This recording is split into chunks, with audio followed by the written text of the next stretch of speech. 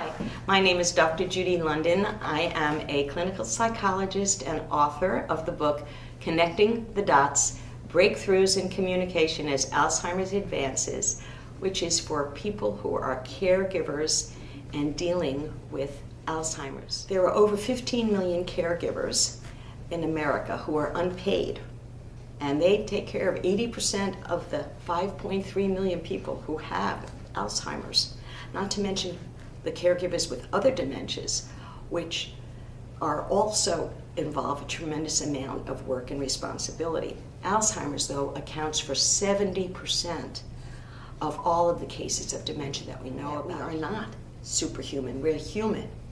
And as human beings, we need rest, we need a break, we need to do physical exercises in order to feel better. We need to reach out to others and not keep all of that held in. We need to feel our feelings instead of trying to always be rising above them, which is very often the case with a caregiver. But to feel your feelings, and that it's okay to feel frustrated, angry, lonely, tired, and overworked. And then use that information to say, boy, if I don't get somebody to help me, I am just going to go down the tubes myself. It's bad enough that Alzheimer's eventually vanquishes the person who has the disease. You don't want to be its victim as well. Support groups are filled with wonderful tips, and because these people have experienced something very similar to what you're experiencing, and they can say, this is how I handled it. This person or this organization was really helpful. This was not.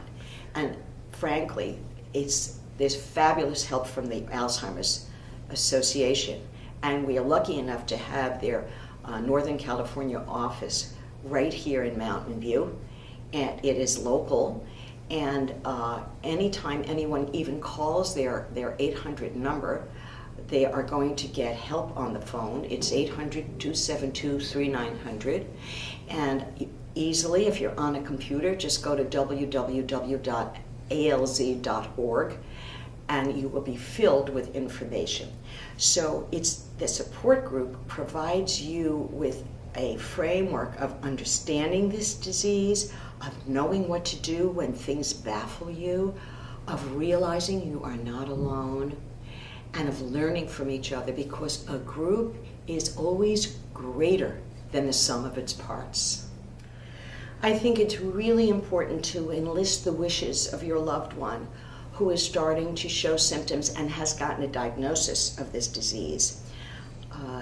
Financial considerations are paramount. You want to take care of making sure that a power of attorney is handled. Medical decisions are important.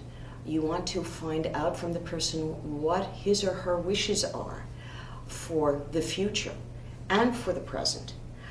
Does this person want to be consulted about every medical decision, whether or not he or she really understands it?